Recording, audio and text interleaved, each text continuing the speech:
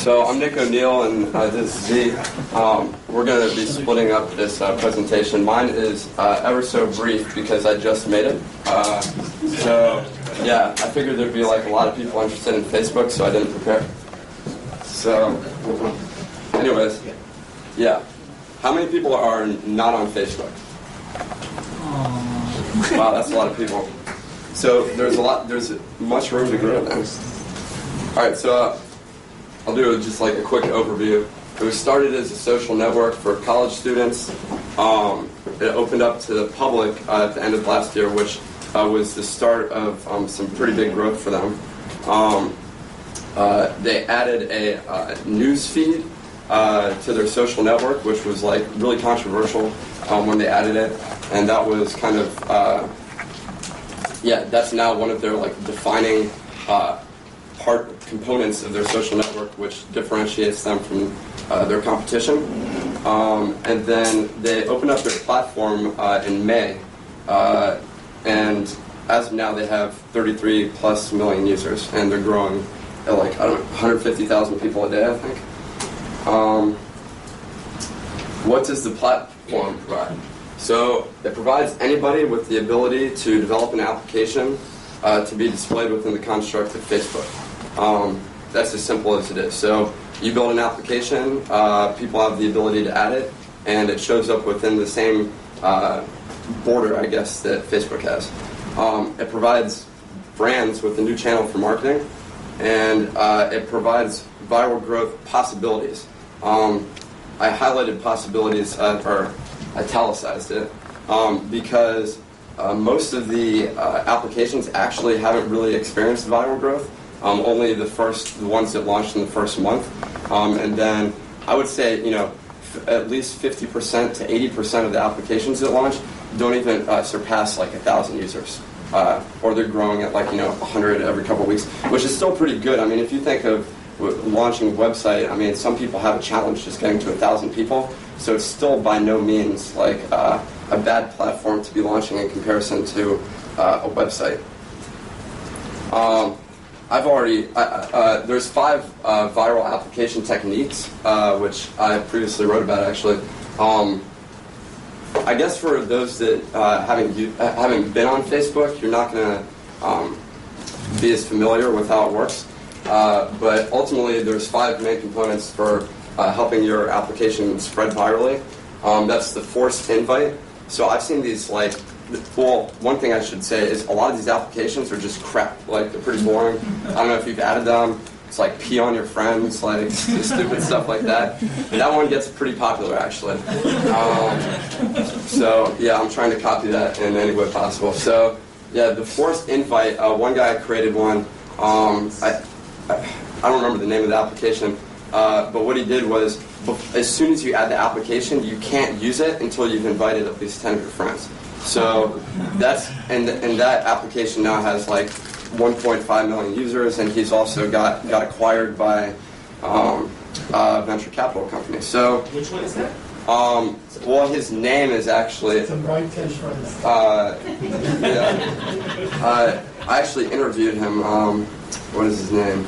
I don't remember his name offhand. Everyone's got it installed, but also everyone needs it, because all they did was invite 10 friends to see. Exactly. So you have like a very high turnover rate. I'm not saying that application is like a useful application. It just has viral growth, and each of those users, people are paying right now like 30 cents per application ad to add for their own application. So imagine you're a brand launching for your application, like ClearSpring was talking about their widgets. Well, all those same companies are going to be launching Facebook applications, MySpace applications, LinkedIn applications, things like that. It's just another marketing channel.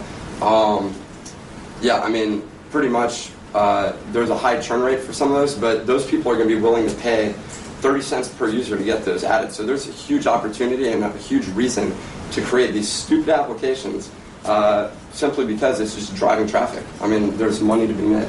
But that's only for now. Who knows how long that'll last. So that's the forced invite. Invite after action. So we developed an application which was a speed granting application. People could submit a proposal, get their friends to come vote on it, and we give them $1,000 if they win after 2 weeks. what happens there is after you have your proposal or you vote on it, it's going to ask you to invite people. So that's kind of like the invite after action type of technique. The third is the news feed, which I already said was like their primary or their most important feature as of now, which helps everything spread viral. Only it's 0.02% of all newsfeed items actually make it to your newsfeed. So there's like tons of actions that take place to end up creating a newsfeed item on your newsfeed, and only a very small percentage of this get through. But when you create your application, you have to incorporate that into your planning. But all of them do show up in those individual people's profiles mini-feed. The fourth part is referrals and giveaways. I know a few people, the iPhone, I've seen 5 applications where they're giving away iPhones, PlayStation 3s, Xboxes, $200 gift certificates. I mean, it reminds me of middle school selling like wrapping paper or something like that, and getting like win a Tootsie Roll, whatever it was, like something pretty corny.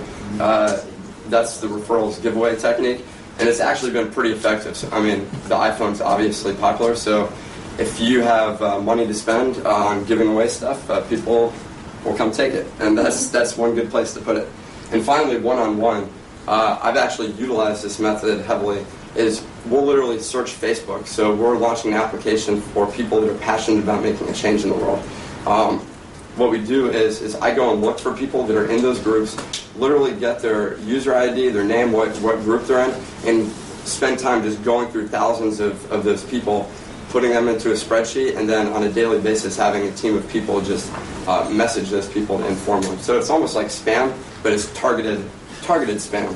So that'll be blocked, but I don't know how they're going to block that, because people are just going to go hire people in India to do the same thing as they did with MySpace, and that was kind of one of the downfalls of MySpace, is that you got spam. So they are going to have to come up with effective spam techniques, such as blocking all of India or something like that, because there's going to be a significant growth in spam. So that'll be a challenge ahead. Future of Facebook. These are 3 items that I've touched on previously. The opening, like these, I don't see it happening anytime soon, and none of these. It's really going to be, I don't know, very low odds of any of these people, MySpace or any of these places, opening up their network to make. Well, number one, you want to have public-facing profiles, and number 2, you want to be able to transport those relationships across networks via like XFM or one of these other formats which are slowly being built. People want to be able to like take all of their Friendster friends and bring them over to MySpace when they move, but Friendster has no incentive to provide that feature because they want to keep you locked in. So does Facebook. So I don't know what the odds of that. Well, the odds are very low. Probably not happening anytime soon. The second part is the e-commerce system to allow people to sell things through their applications. That I will guarantee you that that's going to come out in the next 12 months. I'm sure they're working furiously to make that happen. And once they do that, they're going to be a direct competitor of PayPal, Google, Google's, I don't know which, Checkout, and all those other things, because right now you can't offer e-commerce things without directing the people to another site, because you can't offer it securely through the application. So people are going to want to offer it within that framework. So that's Facebook's next revenue model would be my guess. And then application mashups. Applications are going to want to talk to each other. They're going to need to provide a framework for that to take place. I think that's the last